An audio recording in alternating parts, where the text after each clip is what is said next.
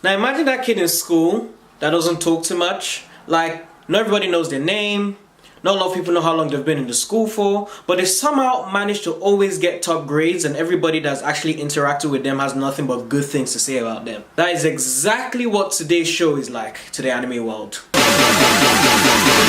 Machine gun.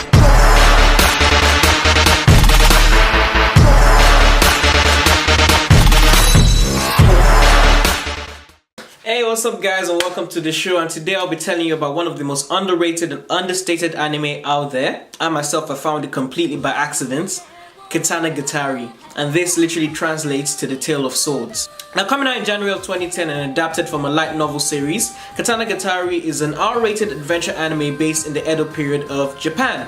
The story follows Yasuri Shichika, the sole inheritor of a swordless sword fighting martial art technique, yes, I know that's a mouthful, known as Kotoryu, and Togame, a general and director of military affairs under the Japan's shogunate. Now, the story is set in motion when Togame comes to Yasuri to act as her sword and travel companion as they adventure through Japan looking to collect 12 legendary swords known to have immense power called Deviant Blades. 金槌、ビタ、かんざし、ノコギリ、はかり、メッキ、銃、そしてそれらの凶悪さはよく聞こえた名刀妖刀などでは比較にならない。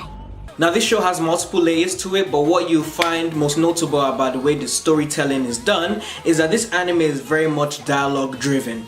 So unfortunately, if you're the kind of person that is looking for over-the-top mindless battle scenes to get you going, this might not be the anime for you. But that's not to say that this show does not have really on-point action and fighting sequences, and I'll even show you an example later on in the video.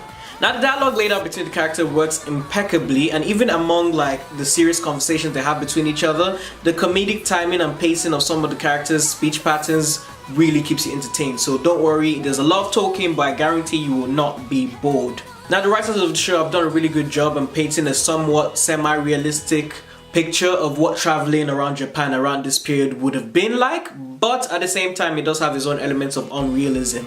It's still anime. There are a lot of side characters introduced into the show, some more fleshed out than others, and a lot of these side characters, actually including our main couple, have a lot of special abilities and powers, you know, typical to anime, especially one with a lot of fighting in it. For example, in the first episode we are introduced to a special corps of ninja known as the Maniwa Corps, who are laid out to be the main villains of the story, but like any good story, there's always a twist and you have to watch the show to know what it is.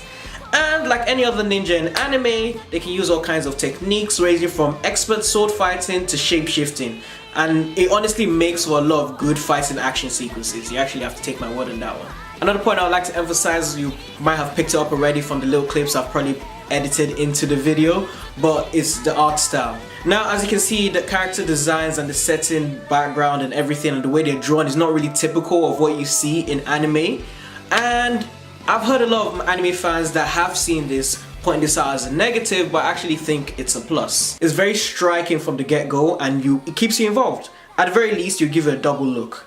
And this art style paired with the animation studio White Fox, who have given us great shows like the cult favorites Steins Gate and Akame ga Kill, is a near perfect match. And finally, as I stated earlier, the show does not rely on hype and over-the-top fighting to keep you interested, but that in no way diminishes the quality of fighting that does occur in the show. In fact, here's a quick clip of one of my favorite scenes from the very first episode that kind of sets pace for the rest of the show. ちなみに最終奥義とか言ったけどさ、それはなんでかっていうと、これは俺が昨日考えたばかりの必殺技だからだ。必殺の奥義を一気に7つ食らわせ、一瞬で相手を八つ裂きにするところから、とりあえずこう名付けてみた。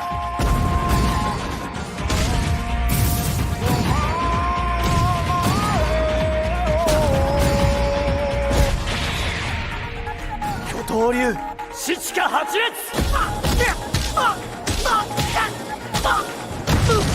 As you can see, even from the very first episode, it lets you know that this is not an all talk kind of anime, and it kind of sets you like getting ready for the kind of action and wild adventure it's about to take you on. Unfortunately, there's no legal way to see Katanagatari, and an English dub, to my knowledge, does not exist. But there are ways you can actually watch this show. And one more thing you should know before getting into this show is it's not like your typical anime. It's 12 episodes long. The whole show starts and ends in 12 episodes, but each episode is 50 minutes long. And in this climate where most anime is about 22 minutes, this show really stands out. The producers, everybody that went into creating this show really put their best foot forward, and I can guarantee that you guys will love it. Anyway, that's that for this video. Are you guys convinced to watch it? If not, let me in the comments. I'll actually pitch it to you. This show is really good. You would not regret it. Let me know what you guys are watching. Let me know if you guys have watched Boku no Hero so far that I recommended last week, or you fully interested watching Katanagatari. And until next time, I'll catch you guys laters.